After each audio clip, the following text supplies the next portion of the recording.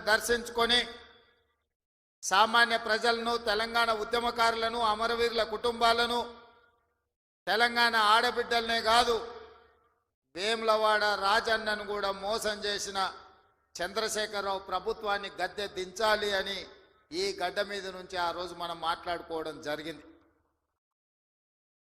ఆనాడు పిసిసి అధ్యక్షుడిగా మీ దగ్గరకు వచ్చినప్పుడే ఆ రోజు చెప్పిన ఇందిరమ్మ రాజ్యం ప్రజాప్రభుత్వం ఏర్పడుతుంది, రాజన్నకు సంబంధించిన అభివృద్ధి కార్యక్రమాలు, అదేవిధంగా వేములవాడ, సిరిసిల్ల, అదేవిధంగా చొప్పదండి నియోజకవర్గాల అభివృద్ధి కార్యక్రమాలు, ముఖ్యంగా 2 దశాబ్దాల నుంచి మిడ్ మానేరు ముంపు బాధితుల సమస్యను పరిష్కరించాలి. మీ వంట వార్పు కార్యక్రమంలో, మీ నిరసన కార్యక్రమంలో, మీరు చేస్తున్న పోరాటంలో చాలాసార్లు నన్ను ఆహ్వానించడం ద్వారా ఆనాడు మీ సమస్య నా దృష్టికి తీసుకొస్తే మనకు అవకాశం వచ్చినప్పుడు ఆ సమస్యను పరిష్కరించాలి అని చెప్పి ఆనాడే మీకు మాట ఇవ్వడం జరిగింది. ఇవాళ అదే కాకుండా కలికోట సూరమ్మ ప్రాజెక్టు పాదయాత్ర సందర్భంగా ప్రాజెక్టు మొత్తం కలే తిరిగి ఖచ్చితంగా అధికారులకు వచ్చిన వెంబడే ఈ ప్రాజెక్టును పూర్తి చేసే బాధ్యత కాంగ్రెస్ ప్రభుత్వం తీసుకుంటుంది అని ఆనాడు ప్రాంత రైతాంగానికి చెప్పడం జరిగింది.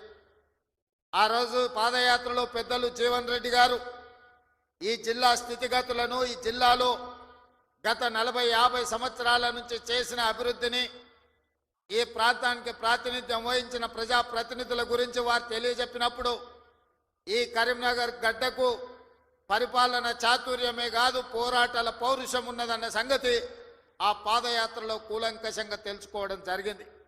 కొండగట్టు హనుమంతుడి ఆశీర్వాదం తీసుకొని ఖచ్చితంగా ఈ జిల్లా అభివృద్ధి కార్యక్రమాలలో ఆనాడు శ్రీరామ్ సాగర్ నుంచి మొదలు పెడితే శ్రీపాద ఎల్లంపల్లి ప్రాజెక్టు వరకు ఈ ప్రాంతంలో కట్టిన ప్రాజెక్టులు కాంగ్రెస్ పార్టీనే, మిగిలిన వాటిని పూర్తి చేసేది కూడా కాంగ్రెస్ పార్టీనే అని ఆనాడు మీ అందరికీ ఆ రోజు చెప్పడం జరిగింది.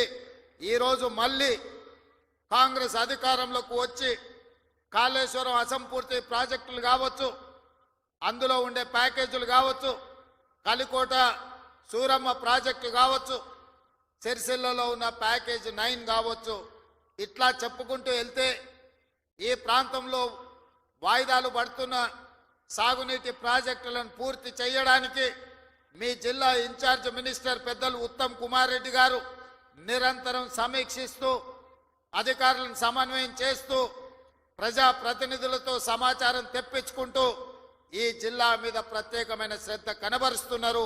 వారు సాగునీటి పారుదల శాఖ మంత్రి కాదు, వారు ఈరోజు కరీంనగర్ ఉమ్మడి జిల్లాకు వారు ఇన్ఛార్జి మంత్రివర్యులు.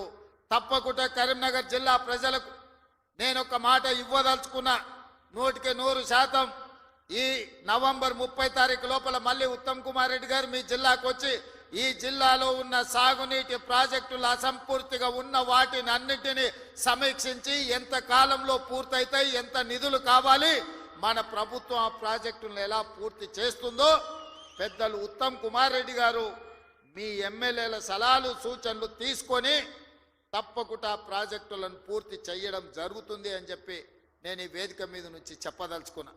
అదేవిధంగా మిత్రులారా, కరీంనగర్ జిల్లా గురించి నేను కొత్తగా చెప్పాల్సిన పని లేదు.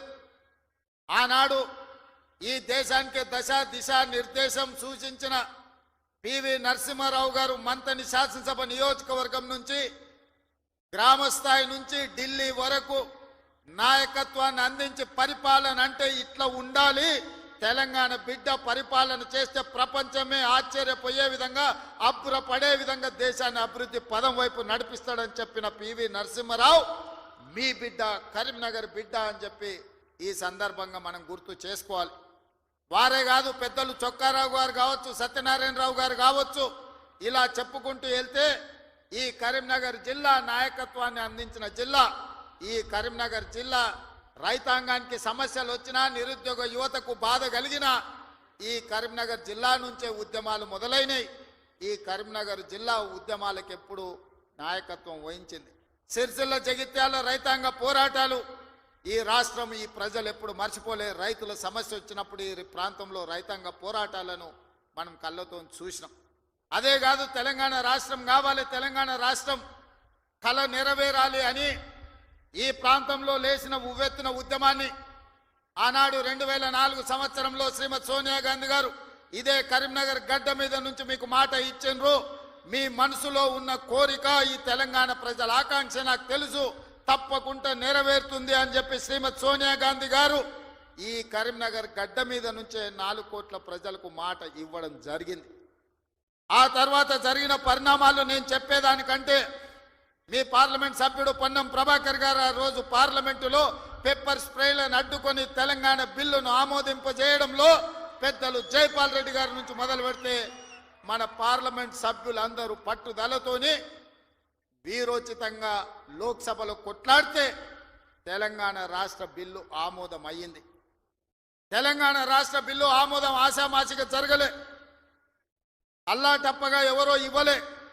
శ్రీమతి సోనియా గాంధీ గారు ఆంధ్రప్రదేశ్లో 155 అసెంబ్లీలు 25 పార్లమెంట్లు ఉన్న పార్టీ శాశ్వతంగా నష్టపోయినా, కేంద్రంలో అధికారం కోల్పోతుందని తెలిసిన 4 కోట్ల తెలంగాణ ప్రజల కోరిక నెరవేరాలి, కరీంనగర్ గడ్డ మీద నుంచి ప్రజలకు ఇచ్చిన మాట నెరవేర్చాలి అని వారు ఇచ్చిన మాటకు కట్టుబడి ఇవాళ తెలంగాణ రాష్ట్రం ఇచ్చింది. కాబట్టి మనందరం గర్వంగా తలెత్తుకొని నాది తెలంగాణ రాష్ట్రం, ఈ తెలంగాణ రాష్ట్రంలో ఇందిరమ్మ రాజ్యం, ప్రజా ప్రభుత్వం ఉన్నదని ఇవాళ మనం గొప్పగా గర్వంగా చెప్పుకునే పరిస్థితులు ఈ రోజు మనకు వచ్చినాయి. అంటే శ్రీమతి సోనియా గాంధీ గారు కరీంనగర్ గడ్డ మీద నుంచి ఇచ్చిన మాట అన్న సంగతి నేను మీకు గుర్తు చెయ్యదలుచుకున్నా. అందుకే మిత్రులారా, కాంగ్రెస్ పార్టీ ఏదైనా మాట ఇస్తే ఆ మాట కోసం ఎంత దూరమైనా పోతుంది, ఆ ప్రజల ఆకాంక్ష నెరవేర్చడానికి ఎంత త్యాగానికైనా సిద్ధమవుతుందన్న సంగతి 2004లో సోనియమ్మ ఇచ్చిన మాటను చూసిన ఎవరికైనా అర్థమవుతుంది. ఈ ప్రాంతం నుంచి ఒక్కసారి ఎంపీగా మీరు పొన్నం ప్రభాకర్ను గెలిపిస్తే తెలంగాణ రాష్ట్రాన్ని సాధించండి. మరి నేను ఇక్కడికి వచ్చిన ప్రజల్ని, ఈ వేదిక మీద నుంచి కరీంనగర్ ఉమ్మడి జిల్లా ప్రజల్ని నేను అడుగుతున్నా. బండి సంజయ్ గారిని 2 సార్లు పార్లమెంటుకు పంపిస్తే ఆయన మంత్రి అయింది, కానీ ఈ కరీంనగర్ జిల్లాకు నరేంద్ర మోడీ నుంచి చిల్లి గవ్వైనా తెచ్చిండా? ఈ కరీంనగర్ అభివృద్ధి కోసం వారు ఎప్పుడైనా పార్లమెంట్లో మాట్లాడిండా? మీరు ఆలోచన చెయ్యండి. అంతకంటే ముందు 3 సార్లు టీఆర్ఎస్ వాళ్ళని గెలిపించిండ్రు. వాళ్ళు గుండు సున్ననే ఈ కరీంనగర్ జిల్లాకి ఇచ్చింది. నిజంగానే వినోద్ కుమార్ గారు, చంద్రశేఖర్ రావు గారు వీళ్ళందరూ ఈ ప్రాంతానికి నీళ్లు తెచ్చినుంటే, నిధులు ఈ ప్రాంతంలో ఖర్చు పెట్టినుంటే ఈ కలికోట సూరమ్మ ప్రాజెక్టు పెండింగ్ ఎందుకుంటుండే, సిరిసిల్ల నియోజకవర్గంలో ప్యాకేజీ 9 పడావు ఎందుకు పడుతుండే, ఈ దేవుడు రాజన్న కోడె దూడలను ఇచ్చి కోరికలు నెరవేర్చే రాజన్న మందిరం 10 సంవత్సరాలు పడావు పడ్డట్టుగా ఎందుకు ఉంటుండే అని నేను ఈ మిత్రులను అడుగుతున్నా. దాదాపుగా ఈ 10 సంవత్సరాలలో చంద్రశేఖర్ రావు గారు 20 లక్షల కోట్ల రూపాయల బడ్జెట్ ఖర్చు పెట్టిండు. తెలంగాణ రాష్ట్రాన్ని 7 లక్షల కోట్ల రూపాయల్లో అప్పుల ఊబిలో ముంచిండు. 7 లక్షల కోట్ల రూపాయలు అప్పు తెచ్చిన చంద్రశేఖర్ రావు, 10 సంవత్సరాలలో 20 లక్షల కోట్ల రూపాయలు ఖర్చు పెట్టిన చంద్రశేఖర్ రావు 100 కోట్లతోని రాజన్న దేవాలయాన్ని పూర్తి చేయలేకపోయిందా? ప్యాకేజీ నెంబర్ 9 సిరిసిల్లలో ఎందుకు పడావు పడ్డది? కలికోట సూరమ్మ ప్రాజెక్ట్ ఎందుకు పూర్తి కాలేదో మీరు ఒక్కసారి ఆలోచన చేయండి. ఇవాళ మీ రోడ్లు వెడల్పు విషయంలో కానీ, మీరు ఆనాడు ఎమ్మెల్యేగా ఎన్నుకున్న ఆయన 3 సార్లు గెలిచినట్టున్నాడు. ఆయనను గవ్వాలంటే మీరు జర్మనీకి పోవాల్సిన పరిస్థితి ఉండే. కానీ ఇవాళ ఆది శ్రీనివాస్ మీరు పోవాల్సిన పని లేదు. మీ గల్లీకో, మీ తండాకో, మీ ఊరికో రోజు దయ్యం పట్టినట్టే తిరుగుతుండే ఆది శ్రీనివాస్.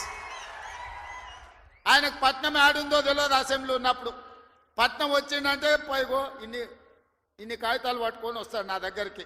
మీ ఎమ్మెల్యేని చూస్తేనే నాకు భయం అవుతుంది, మళ్ళీ ఏం తెచ్చి కాగితం చేతిలో పెడతాడో, మళ్ళీ ఏం అడుగుతాడో అని. కానీ ఏదైనా ఎన్నడూ ఆయన ఏ పైరవికి రాలే, ఏ పని అడగలే, ఏ కాంట్రాక్ట్ అడగలే, ఏ బదిలీ అడగలే. ఈ వేములవాడ నియోజకవర్గానికి దాదాపుగా 35 ఏళ్ల నుంచి వివిధ హోదాలలో నేను పనిచేసిన, ఇండిపెండెంట్గా నిలబడ్డా, పార్టీ నుంచి నిలబడ్డా, నన్ను ఆశీర్వదించి హక్కుని చేర్చుకొని నన్ను గుండెల్లో పెట్టి చూసుకున్నారు. నాకు ఒక అవకాశం వచ్చింది. నా జన్మ ధన్యమైతుంది పనులు చేస్తే మీరు సహకరించాలి. నాకు పదవి ఇవ్వకపోయినా పర్వాలేదు కానీ నా ప్రాంతానికి ప్రాజెక్టులు ఇవ్వండి అని మీ ఆది శ్రీనివాస్ కాగితాలు తీసుకొచ్చి ఇచ్చి ప్రాజెక్టులు అన్ని కూడా తెచ్చుకున్నాడు. నాకు కూడా ప్రజల కోసం ప్రాంత అభివృద్ధి కోసం అడిగే ఎమ్మెల్యేలన్నా ప్రజాప్రతినిధులన్నా నాకు కూడా చాలా ఇష్టం. సిరిసిల్లలో అన్ని పనులు చెయ్యాలనుకున్నా అంతా సవ్యంగా జరిగింది కానీ సిరిసిల్లలో తప్పిదం జరగడం వల్ల ఈరోజు సిరిసిల్లలో కేకే మహేందర్ రెడ్డి మనకి ఎమ్మెల్యే కాలేదు. కానీ సిరిసిల్ల ప్రాంతాన్ని నిర్లక్ష్యం చేయదలుచుకోలే. సిరిసిల్ల ప్రాంతాన్ని అభివృద్ధి చేస్తాం. అందుకే మెడికల్ కాలేజ్ మంజూరు చేసినాం. అదేవిధంగా మా చేనేత కార్మికుల కోసం యాడ్ను డిపో రాజన్న సాక్షిగా వేములవాడలో ఈరోజు పెట్టినాం. ఈ ప్రాంతంలో ఉండే నేతన్నల్ని గీతన్నల్ని గల్ఫ్ కార్మికులను ఆదుకోవాలనేది మా విధానం. గల్ఫ్ కార్మికుల విషయంలో మా మేడిపల్లి సత్యం కావచ్చు, మా డాక్టర్ కవంపల్లి సత్యనారాయణ గారు కావచ్చు, పెద్దలు జీవన్ రెడ్డి గారు, ఆది శ్రీనివాస్ ఈ ప్రాంత జగిత్యాల కోరుట్ల ప్రాంతం నుంచి ఇక్కడ నుంచి వలసలు పోయే గల్ఫ్ కార్మికుల గురించి గల్ఫ్ బోర్డు పెట్టాలి. గల్ఫ్ కార్మికులు అక్కడికి పోతే ఏదైనా ప్రమాదం జరిగి గల్ఫ్ దేశాలలో మిడిల్ ఈస్ట్ కంట్రీలో చచ్చిపోతే కనీసం ఆ కుటుంబాలు శవాన్ని కూడా చూసే పరిస్థితి లేదు. ఆ కుటుంబాలను ఆదుకునే పరిస్థితి అంతకంటే లేదు. వాళ్ళ పిల్లలు అనాథలైపోతున్నారు. ఆ కుటుంబాలను ఆదుకోవాలని పాదయాత్ర సందర్భంగా చెప్తే మన ప్రభుత్వం ప్రజా ప్రభుత్వం గల్ఫ్ కార్మికులను ఆదుకోవడానికి బోర్డుతో పాటు అక్కడ ఎవరైనా ప్రమాదవశాత్తు చనిపోతే 5 లక్షల రూపాయల నష్ట పరిహారం ఇవ్వాలని ఇవాళ గల్ఫ్లో చనిపోతున్న వాళ్ళ కుటుంబాలకు నిన్ననే చనిపోయిన వాళ్ళందరూ కూడా ఖాతాలో 5 లక్షలు పడ్డాయని నేను భావిస్తున్నా. ఎందుకంటే నేను బయలుదేరే ముందు నిన్న వరంగల్లో మా అధికారులకు ఆదేశాలు ఇచ్చిన. గతంలోనే నేను కొంతమంది బాధితులు ఉంటే సెక్రటేరియట్కి పిలిచి వాళ్ళకి చెక్కులు ఇవ్వడం జరిగింది. నేను ఎందుకు ఈ మాట చెప్తున్నంటే ఈ ప్రాంతంలో ఉన్న చేనేత కార్మికులు బీడీ కార్మికులు ఈ ప్రాంతంలో వలసలు ఎక్కువ. పాలమూరు నుంచి తట్ట పనో పార పనో మట్టు పనో లేకపోతే బొంబాయో దుబాయో పోయే పరిస్థితులు ఉంటే ఇక్కడ పూర్తిగా గల్ఫ్ మిడిల్ ఈస్ట్ కంట్రీలకే వెళ్తున్నారు. వీళ్ళ కోసం ప్రత్యేకమైన బోర్డు తేవాలి, వీళ్ళని ప్రత్యేకంగా ఆదుకోవాలి, వీళ్ళ పిల్లలకు ఒక మంచి చదువులు ఇవ్వాలి, వాళ్లకు మంచి భవిష్యత్తు ఉండాలి అని ఇవాళ గల్ఫ్ కార్మికుల గురించి మన ప్రభుత్వం ఆలోచన చేస్తున్నది. తప్పకుండా తొందరలోనే ఇప్పుడు 11వ నెలలు ఉన్నాం. 10 నెలల్లో 4 నెలలు పార్లమెంట్ ఎన్నికలకే పోయినాయి. మీకు తెలుసు మనం సరిగ్గా పరిపాలన చేసింది వచ్చిన కొత్తలో కొత్త సంసారమే 2-3 నెలలు. ఆ తర్వాత 4 నెలలు పార్లమెంట్ ఎన్నికల్లోనే పోయినాయి. 7 నెలలు తీస్తే సరిగ్గా కుదురుగా కుర్చీలో కూర్చొని సచివాలయానికి పోయి అధికారులతో మాట్లాడి పరిపాలనపరమైన నిర్ణయాలు తీసుకున్నది 4 నెలలే అని చెప్పి ఈరోజు తెలంగాణ సమాజానికి 4 కోట్ల ప్రజలకు నేను చెప్పదలుచుకున్నా. అయినా 10 సంవత్సరాలు చంద్రశేఖరరావు చేయలేని పనులన్నిటిని కూడా పడావు పెట్టిన ప్రాజెక్టులన్నిటిని కూడా తిరిగి పునః ప్రారంభించి ఈరోజు ప్రభుత్వం ముందుకెళ్తుంటే ఆయననేమో ఫామ్ హౌస్లో వండుకుంటాడు, వీళ్ళిద్దరేమో మన కాళ్ళలో కట్టబెట్టనికి తిరుగుతున్నారు. ఏలేశ్వరం పోయినా శనీశ్వరుడు వదలేదన్నట్టు ఇవాళ ఓడగొట్టి ఇంట్లో వండబెట్టిన అసెంబ్లీ ఎన్నికల్లో అధికారం పోయింది. పార్లమెంటులో సీట్లన్నీ పోయి గుండు 0 వచ్చింది. ఇప్పుడు వాళ్ళకు మెదడే పోయినట్టు అనిపిస్తుంది. అసెంబ్లీ ఎన్నికలలో అధికారం పోయింది, పార్లమెంటులో ఉన్న సీట్లన్నీ పోయినాయి. ఇప్పుడు వాళ్ళ ఏషాలు చూస్తుంటే ఉన్న మెదడు కూడా దొబ్బినట్టే నాకు అనిపిస్తుంది. ఏం మాట్లాడుతున్నారో నాకైతే అర్థమవుతలేదు. 10 సంవత్సరాలు మీరు ఇవన్నీ చేసి ఉంటే ఇవాళ రైతులకు 18,000 కోట్ల రూపాయలు 25 రోజుల్లో 23 లక్షల కుటుంబాలకు రైతు రుణమాఫీ చేయాల్సిన అవసరం నాకు వస్తుండేనా? 10 ఏళ్లలో నువ్వు 1,00,000 రూపాయలని 4 విడతలని మిత్తి కడతా అని అసలు మిత్తి కలిసి తడిసి మోపెడై రైతులు దేశంలోనే ఆత్మహత్యలలో 2వ స్థానం తెలంగాణ రాష్ట్రం వచ్చిన సంగతి చంద్రశేఖరరావు గారు మర్చిపోయినట్టున్నాడు. మహారాష్ట్ర మొదటి స్థానంలో ఉంటే ఈ 10 సంవత్సరాలు తెలంగాణ రాష్ట్రం రైతుల ఆత్మహత్యలలో 2వ స్థానాన్ని ఆక్రమించింది. నువ్వు రైతు రుణమాఫీ చేస్తా అని మొదటి 5 సంవత్సరాలు 1,00,000 రూపాయలు చేస్తా అని 4 విడతలని 5 ఏళ్లని నువ్వు ఆ లక్ష వేసే లోపల ఇంకొక లక్ష మిత్తి అయింది. అసలు మిత్తి తడిసి మోపెడైంది. రెండవసారి మళ్ళీ ₹1,00,000 ఇస్తాని 5 ఏళ్ళైనా ₹1,00,000 పూర్తి చేయలే. ఆ 5 ఏళ్లలో ఆయన ఇచ్చింది 11,000 కోట్ల రూపాయలు. ఇవాళ చంద్రశేఖరరావు గారిని అసెంబ్లీకి రమ్మనుండ్రి, లెక్కలన్నీ తీసి నేను చదివి వినిపిస్తా. 5 ఏళ్ళు అధికారంలో ఉన్న నువ్వు 11,000 కోట్ల రూపాయల రైతు రుణమాఫీకి 5 ఏళ్ళు తీసుకుంటే, ఇందిరమ్మ రాజ్యంలో కాంగ్రెస్ ప్రభుత్వం 25 రోజుల్లో 23 లక్షల కుటుంబాలకు దాదాపుగా 18,000 కోట్ల రూపాయల రైతు రుణమాఫీ చేసి 2 లక్షల వరకు ఉన్న రైతాంగానికి మేము రుణమాఫీ చేస్తే పెద్ద మనిషిగా అభినందించాల్సింది పోయి, ఒకవేళ మనిషి పెద్ద మనిషివైనా నీకు చిన్న బుద్ధి ఉంటే మౌనంగా నన్ను ఉంటావేమో అనుకున్నా. కానీ అన్ని చిల్లర మాటలే మాట్లాడుతురు. ఒక్కటన్నా అక్కడికి వచ్చేది మాట్లాడుతురా? ఎవడన్నా సంసారం చేసేటోడు మాటలు మాట్లాడుతురా? వాళ్ళు తండ్రి కొడుకు అల్లుడు వాళ్ళని చూడండి ఒక్కసారి వాళ్ళు ఏమేమి మాట్లాడుతురో చూడండి. 10 ఏళ్ళు ప్రభుత్వం నడుపుతున్నాడు, 10 నెలలు కాకముందే నువ్వు దిగిపో మేము కూర్చుంటామంటారు. 10 ఏళ్ళు కూర్చున్నారు కదా, ఏం ఎలుగబెట్టిర్రు? ఎలుగబెడితే ఏం ఎలుగబెట్టిర్రో చెప్పండి. 10 ఏళ్ళు మీరు చేయలేని పనులు మేము చేస్తుంటే మీకు కడుపు నొప్పి వచ్చిందా? మీకు కాలు నొప్పి అయిందా? ఏం నొప్పి అయింది? మీకు ఏడ నొప్పి లేస్తుంది? నాకు అర్థమైతలేదు. మీ నొప్పికి మా కార్యకర్తల దగ్గర మందు ఉన్నది, పెడతారు. ఏడ పెట్టాలో ఆడ మీకు నొప్పి లేచిన కాడ మా వాళ్ళు మందు పెడతారు, సిద్ధంగానే ఉన్నారు. మీరు అనుకుంటున్నాం సోషల్ మీడియాలో 4 హౌల పోస్టులు పెట్టి పెద్ద మునగాళ్ళం అనుకుంటున్నట్టున్నారు. మా వాళ్ళు ఏంటంటే అధికారం వచ్చింది ఇప్పుడు తొందరగా ఉంది అని కొంచెం రిలాక్స్ అవుతున్నారు. వస్తున్నాయి స్థానిక సంస్థల ఎన్నికలు, మా వాళ్ళు తయారవుతారు, అప్పుడు తెలుస్తుంది ఇద్దరికి బామార్దులకు. ఇవాళ నేను అడిగేది ఒక్కటే, 10 ఏళ్లలో నువ్వు చేసిన రైతు రుణమాఫీ అంతా లెక్కలు తీద్దాం. ప్రభుత్వం నా దగ్గరనే ఉంది, వ్యవసాయ శాఖ మంత్రి ఈ వేదిక మీదనే ఉన్నారు తుమ్మల నాగేశ్వరరావు గారు. మొదటి 5 ఏళ్లలో ఎంతమంది రైతులకు ఎంత రుణమాఫీ చేసినో లెక్కలు చెప్దాం. రెండవ విడత 5 ఏళ్లలో మళ్ళీ అధికారంలోకి వచ్చినాక ఎంతమంది రైతులకు ఎన్ని కోట్ల రూపాయలు ఇచ్చినో లెక్క తీద్దాం. 25 రోజుల్లో మనము 2 లక్షల రూపాయల మేరకు రైతులకు చేసిన రుణమాఫీని 2014 నుంచి 2018 వరకు, 2018 నుంచి 2023 డిసెంబర్ వరకు, 2023 డిసెంబర్ నుంచి 2024 డిసెంబర్ వరకు 3 సార్లు రైతు రుణమాఫీలో 2 సార్లు చంద్రశేఖరరావు చేస్తే, ఒక్కసారి ఈ వేదిక మీద ఉన్న మా మిత్రులందరూ చేసారు. లెక్కలు తీద్దాం, వాస్తవాలు మాట్లాడదాం. చంద్రశేఖరరావు గారు మీరు అసెంబ్లీకి రాండి. నీకు ధైర్యం ఉంటే, నిజాన్ని ఎదుర్కొనే చిత్తశుద్ధి నీకుంటే రా అసెంబ్లీలకు. మా వ్యవసాయ శాఖ మంత్రి ఈ రోజు నీకు లెక్కలు చెప్తాడు. ఏమన్నా తక్కువ పడితే మిగతా సంగతి నేను చూసుకుంటా. అదేవిధంగా తెలంగాణ ఉద్యమమే నిరుద్యోగ సమస్య. ఈ నిరుద్యోగ సమస్యనే తెలంగాణ రాష్ట్రాన్ని సాధించి వందలాది మంది బిడ్డలు ఆత్మ బలిదానాలు చేసుకొని సాధించుకున్న తెలంగాణలో 10 నెలల్లో నేను 50,000 ఉద్యోగాలు ఇచ్చిన ప్రభుత్వ ఉద్యోగాలను 10 ఏళ్లలో నువ్వు ఎన్ని ఇచ్చినవో లెక్క కట్టు, తలకాయ లెక్క పెడదాం. 50,000 ఒక్క తలకాయ తక్కువ ఎల్పీ స్టేడియంలో అందరిని పిలుస్తా. 50కి తక్కువ ఉంటే అక్కడ నేను క్షమాపణ చెప్తా.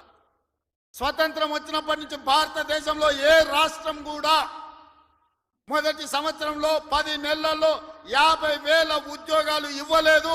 నేను సూటిగా సవాలు విసురుతున్న చంద్రశేఖరరావు గారికి, రా నీ 10 ఏళ్ల పాలనలో ప్రతి సంవత్సరానికి నువ్వు ఎన్ని ఉద్యోగాలు ఇచ్చినావు? 10 నెలలల్లా నేను 50,000 ఉద్యోగాలు ఇచ్చిన లెక్క కట్టి తలకాయలు మొత్తం ఎల్బీ స్టేడియంలో పిలిపించి అందరిని పెడతా. నువ్వు వాళ్ళ తల లెక్క పెట్టుకో. ఒక్క తల తగ్గిన క్షమాపణ చెప్పడానికి నేను సిద్ధంగా ఉన్నా. అన్ని చిల్లర మాటలే. మా తాత ఉన్నప్పుడే నోటిఫికేషన్ ఇచ్చిండు, మా ముత్తాత ఉన్నప్పుడే మేము ఇవన్నీ చేసినాం అంటాడు. వెనకటికి ఎవడోనంటే వాడిని తాతలు నేతులు తాగుతానంట, ఇప్పుడు వీడు మూతులు నాకిండంట. గట్లున్నది వీళ్ళ మాటలు. చెప్పుకోవడానికి బాగానే ఉంటుంది. మా చచ్చిపోయిన బర్రె పగిలిపోయిన కుండ నిండా పాలిస్తుండని. బర్రె చచ్చింది, కుండ పగిలింది, ఇంకా బుద్ధి మాత్రం మారలేదు వీళ్ళకు. అందుకే ఇవాళ రైతు రుణమాఫీ విషయంలో కానీ, నిరుద్యోగ సమస్య విషయంలో కానీ, ఆర్టీసీలో ఆడబిడ్డలకు ఉచిత ప్రయాణం ఏదైతే ఇచ్చినామో 1,10,00,000 మంది ఆడబిడ్డలు ఈరోజు అమ్మగారి ఇంటికి పోవాలన్నా, రాముల వారిని దర్శించుకోవాలన్నా ఒక్క రూపాయి ఒక్క పైస లేకున్నా పోవచ్చు. 3,700 కోట్ల రూపాయలు మంత్రి పొన్నం ప్రభాకర్ గారు ఇవాళ ఖర్చు పెట్టి ఆడబిడ్డలకు ఉచిత బస్సు ప్రయాణం ఇచ్చాడు. ఇదే కాదు, ఆనాడు మోడీ ప్రభుత్వం 1,200 రూపాయల సిలిండర్ చేస్తే ఈరోజు ఆడబిడ్డలకు 500 రూపాయలకే సిలిండర్ ఇస్తున్నాం. ఆ శాఖ ఉత్తమ్ కుమార్ రెడ్డి గారు చూస్తున్నారు. అదేవిధంగా ప్యాడీ ఆయన ఏమన్నాడే కేసీఆర్, ఊరేసుకుంటే ఊరేసుకున్నట్టే అన్నాడు. అన్నోడు అన్నట్టు ఉండాలి కదా. ఆయన మాత్రం ఫామ్ హౌస్లో 150 ఎకరాలు ఊరేసుకున్నాడు. అవన్నీ లెక్కలు తీసి బయట పెట్టిన వీడియోలతో సహా. మా సార్ అట్లా వేసుకున్నారు కానీ అని వాళ్ళ తాబేదారులు వచ్చి చెప్పారు. ఆ తర్వాత మన ప్రభుత్వం వచ్చినాక ఉత్తమ్ కుమార్ రెడ్డి గారితో వ్యవసాయ శాఖ మంత్రితో మాట్లాడి వరి పండించాల్సిందే, వరి కొనాల్సిందే, సన్న ఓట్లు వండిస్తే 500 బోనస్ ఇస్తామంటే ఇవాళ 66 లక్షల ఎకరాలల్లా 1,53,00,000 మెట్రిక్ టన్నుల వరి ధాన్యాన్ని ఇవాళ తెలంగాణ గడ్డ పండించింది. స్వతంత్రం వచ్చినప్పటి నుంచి ఉమ్మడి ఆంధ్రప్రదేశ్లో కూడా ఇంత వరి పంట రాలేదు. ఇవాళ మన 10 నెలల ప్రభుత్వంలో 1,53,00,000 మెట్రిక్ టన్నుల వడ్లు పండించిందంటే అది మన రైతన్నల గొప్పతనం కాదా? గతంలో వడ్లు అంటే కాళేశ్వరం నీళ్లు తెచ్చిన అన్నాడు. ఆ దిక్కుమాలినోడు కట్టిన కాళేశ్వరం మేడిగడ్డ, అన్నారము, సుందిల్ల 3 కుప్పగూలినాయి. వెనకటికి కూడా పనిమంతుడు పందిరేస్తున్నట కుక్కతో తలిగి కూలిపోయిందంట. కాళేశ్వరం కట్టిండెప్పుడు కూలిందెప్పుడు 1,00,000 కోట్లు నిండా మింగిండు, ఫామ్ హౌస్లో బోర్లో వండిండు. కాళేశ్వరం నుంచి సుక్క నీళ్లు లిఫ్ట్ చేయకుండా ఆనాడు కాంగ్రెస్ పార్టీ కట్టిన శ్రీరామ్ సాగర్ కావచ్చు, లేకపోతే శ్రీపద ఎల్లంపల్లి కావచ్చు, కల్వకుర్తి, భీమా, నెట్టంపాడు, కోయిల్ సాగర్, శ్రీశైలం, నాగార్జున సాగర్, హంద్రి, నీవా అక్కడ కడితే ఇక్కడ ఈ ప్రాంతంలో తెలంగాణ ప్రాజెక్టులు కడితే ఈరోజు ఖమ్మంలో కట్టిన ప్రాజెక్టులు, వరంగల్లో కట్టిన ప్రాజెక్టులు, నిజామాబాద్, కరీంనగర్లో కట్టిన కాంగ్రెస్ కట్టిన ప్రాజెక్టులతో ఈరోజు 1,53,00,000 మెట్రిక్ టన్నుల వడ్లు ఈరోజు తెలంగాణలో వండినాయి. 1,00,000 కోట్లు కాళేశ్వరంలో కాంట్రాక్టర్లకు కాలబెట్టిండు. పాలమూరు రంగారెడ్డికి 20,000 కోట్లు కాలబెట్టిండు. ఇంతవరకు సుక్క నీరు రాలేదు. కాళేశ్వరంలో 52,000 ఎకరాలకు ఇచ్చాడు. 1,00,000 కోట్లు కాంట్రాక్టులకు బిల్లు ఇస్తే 52,000 ఎకరాలకు నీళ్ళు వచ్చినాయి. ఈసారి అవి కూలిపోయి అది కూడా రాలే. ఇప్పటి వరకు చంద్రశేఖరరావు గారి 10 ఏళ్లల్లా 1,83,000 కోట్ల రూపాయల ప్రజాధనాన్ని ఇరిగేషన్ ప్రాజెక్టుల మీద పెట్టిండు. నేను సూటిగా అడుగుతున్నా, ఏ ప్రాజెక్ట్ అయినా నువ్వు పూర్తి చేసినవా? ఏ ఒక్క ప్రాజెక్ట్ అయినా తెలంగాణ ప్రజలకు అంకితం చేసినవా? ఇది పూర్తయింది, ఇది ప్రజలకు అంకితమైంది, దీంట్లో నీళ్ళు వస్తున్నాయని చెప్తావా అని నేను అడుగుతున్నా. ఇవాళ మల్లన్న సాగర్ అంటాడు, రంగనాయక్ సాగర్ అంటాడు, కొండపోచమ్మ అంటాడు. రంగనాయక్ సాగర్ కడితే రంగనాయక్ సాగర్ దగ్గర హరీష్ రావు ఫామ్ హౌస్ కట్టుకున్నాడు. 3 దిక్కుల ప్రాజెక్ట్ ఉంటుంది, మధ్యలో ఆయనకు ఫామ్ హౌస్ ఉంటుంది. ఆయనకు 360 డిగ్రీలు వాటర్ ఫ్రంట్ వ్యూ ఉండాలంట. భూసేకరణ కోసం తీసుకున్న భూమిని హరీష్ రావు పేరు మీదకి బదిలీ చేపించుకున్నాడు. ప్రాజెక్టు కోసం సేకరించిన భూములు రంగనాయక్ సాగర్, సిద్దిపేట దగ్గర ప్రాజెక్టు కోసం సేకరించిన భూములు ప్రాజెక్టుల నుంచి తొలగించి హరీష్ రావు ఫామ్ హౌస్ కట్టుకున్నాడు. దానికి లెక్క చెప్పాల్సింది హరీష్ రావు గారు. ఏం చింత చేయకు, లెక్కలు తీస్తున్నా, నీ లెక్క చెప్తా. కొండపోచమ్మ ప్రాజెక్టు కట్టిందే కేసీఆర్ ఫామ్ హౌస్ కు కాలువలు తీసుకెళ్లడానికి. ఇవాళ నిజ నిర్ధారణ కమిటీ వేసుకుందాం, కొండపోచమ్మ ప్రాజెక్టుకు పోదాం. కొండపోచమ్మ నుంచి డైరెక్ట్ గా కేసీఆర్ ఫామ్ హౌస్ 100 ఎకరాలకు కాలువ డైరెక్ట్ ఆయన ఫామ్ హౌస్లోకి వెళ్ళి తీసుకుపోయాడు. 1,000 కోట్లు ప్రజలే ఖర్చు పెడితే నీ ఫామ్ హౌస్కు నీళ్లు తీసుకెళ్తావా? ఇది న్యాయమా? చంద్రశేఖరరావు గారు, నిన్ను నమ్మి నీ చేతిలో రాష్ట్రం పెడితే, నీ కొడుకుని మున్సిపల్ మినిస్టర్ పెడితే జన్వాడలో 111 ఫామ్ హౌస్లు కట్టుకుంటాడు. ఆయన బామ్మార్ది ఇంకోటి కట్టుకుంటాడు. అందులో దీపావళి పండుగ వచ్చిందని చిచ్చుబుడ్లు కాకుండా సారాబుడ్లు పెట్టి దావతులు చేస్తాడు. ఏమనంటే మేము క్యాసినో నడుపుకుంటాం, మేము సారా బుడ్లు పెట్టుకుంటాం, కాబట్టి మమ్మల్ని ఏం అనొద్దు అని. అంటే బావ కళ్ళల్లో ఆనందం చూడడానికి ఆయన బామ్మార్ది ఏమి తాగి తందనాలు ఆడినా డ్రగ్స్ తీసుకున్నాడు, ఆ ఇంట్లో దొరికినా కేసు పెట్టొద్దా? ఒకసారి ఆలోచన చేయండి. ఎంత సిగ్గు లేకుండా మాట్లాడుతున్నారంటే, డ్రగ్స్ తీసుకున్నాడు దొరికిండు కదనే వాడు మొత్తం అందా, అవును నేను డ్రగ్స్ తీసుకున్నాను వాడు ఒప్పుకుండు, డ్రగ్స్ ఉన్నోడు దొరికిండని వీడు ఒప్పుకుండు. కానీ వాడిని పట్టుకోవద్దంట పోలీసోడు. ఎందుకంటే మేము బీఆర్ఎస్ నాయకులం కాబట్టి మమ్మల్ని ఏమనొద్దని. ఈ రాష్ట్రంలో ఈ దేశంలో బీఆర్ఎస్ వాళ్ళకి ఏమైనా కొత్త చట్టం ఉందా? ఇడిచిపెట్టాలా?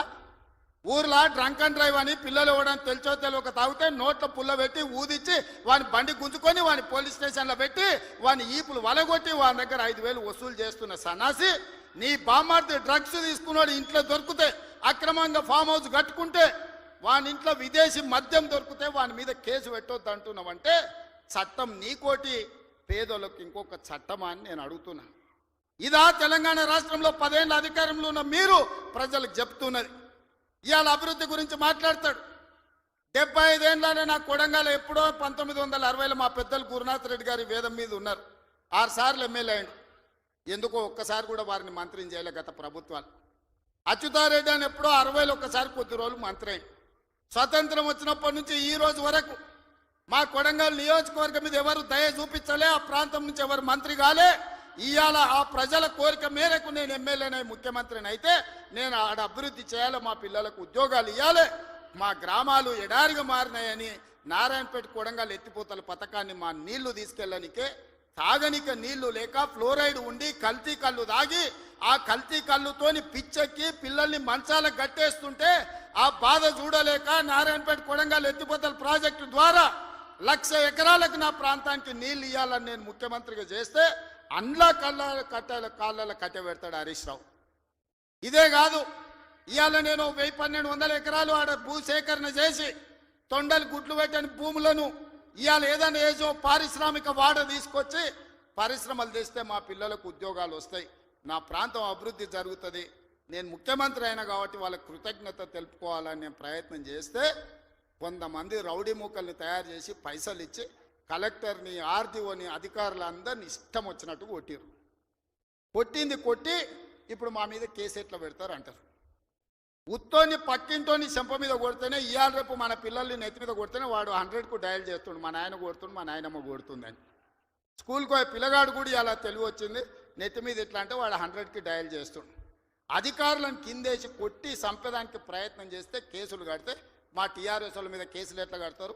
బరాబర్ మా టీఆర్ఎస్ వాళ్ళు ఇట్లనే దాడులు చేస్తారంటారు. నేను అడుగుతున్న చంద్రశేఖరరావు గారిని, నీ కొడుకు నీ అల్లుడు మాట్లాడే భాషను మీరు సమర్థిస్తున్నారా? భూసేకరణ చెయ్యొద్దా?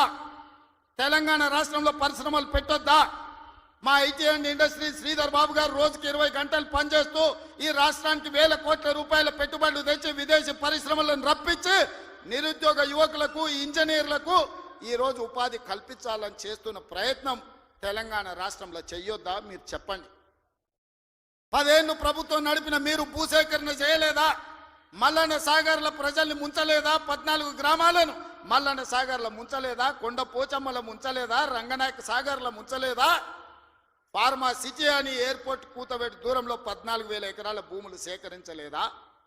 ఇవాళ ఒక కొడంగల్లో నేను భూసేకరణ 1000 ఎకరాలు చేస్తే మీ కడుపు మంట ఏంది, మీ దుఃఖం ఏంది, మీ బాధ ఏంది అని నేను అడుగుతున్నా. ఇదా న్యాయం? ఇదా ప్రభుత్వాన్ని నడిపినోడు మాట్లాడేది? ఈ విధానం ఉంటే రాష్ట్రం అభివృద్ధి చెందుతుందా? నేను అడుగుతున్న ఈ వేదిక మీద నుంచి తెలంగాణ రాష్ట్ర రైతాంగాన్ని, ఎవరో ఒకరు భూమి కోల్పోవాల్సిందే. అభివృద్ధి జరగాలంటే భూసేకరణ జరగాల్సిందే. భూసేకరణ జరిగితే ఎవరో ఒకరు భూమి కోల్పోవాల్సిందే.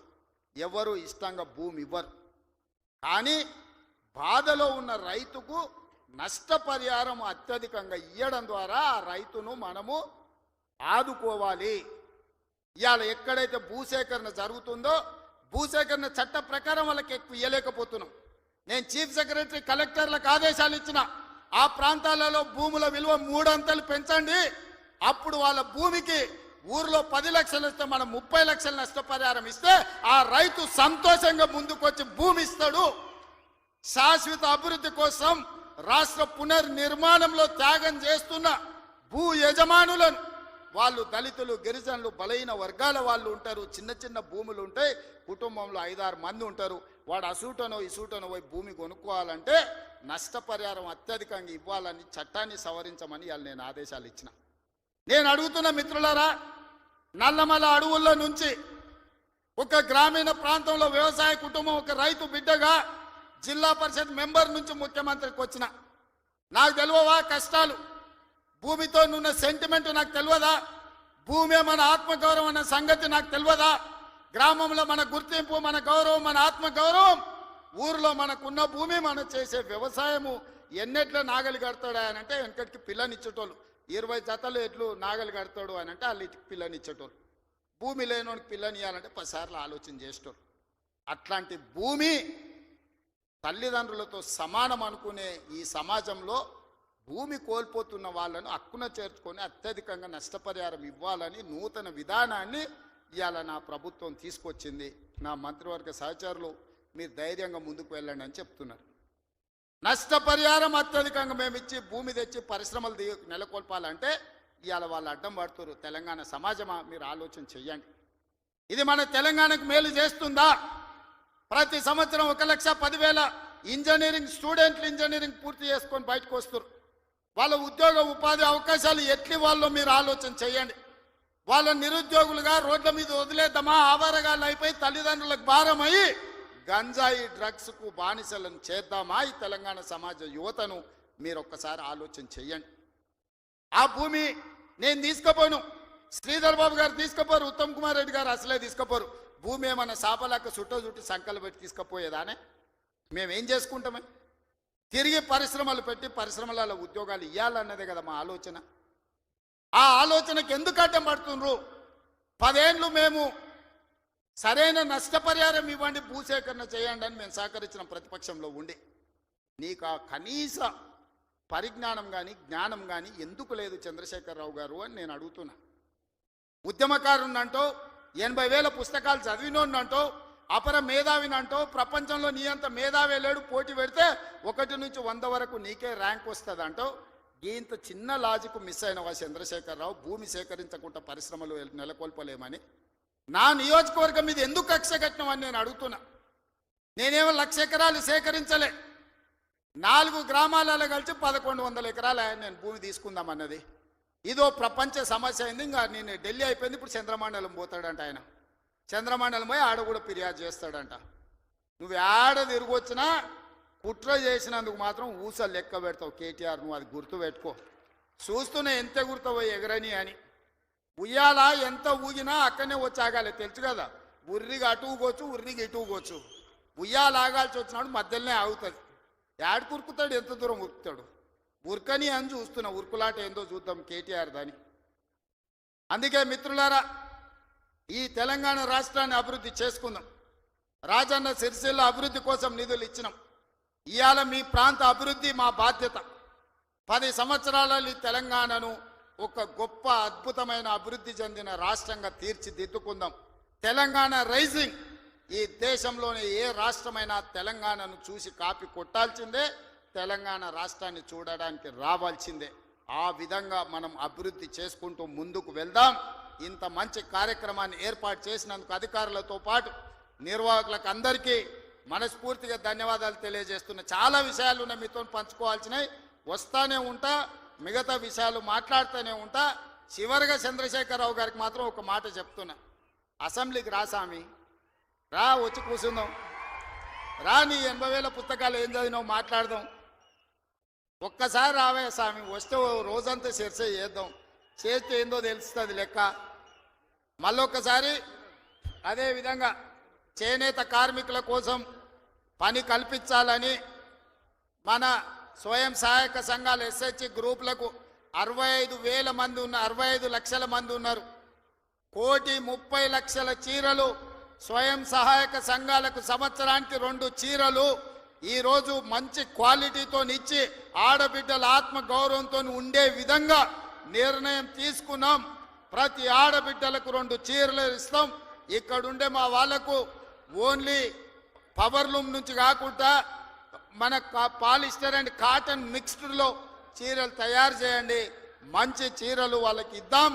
ఆత్మ గౌరవంతో బ్రతికే విధంగా తెలంగాణను ముందుకు తీసుకెళ్దామని తెలియజేస్తూ మీ అందరి దగ్గర సెలవు తీసుకుంటున్న ధన్యవాదాలు మిత్రులారా.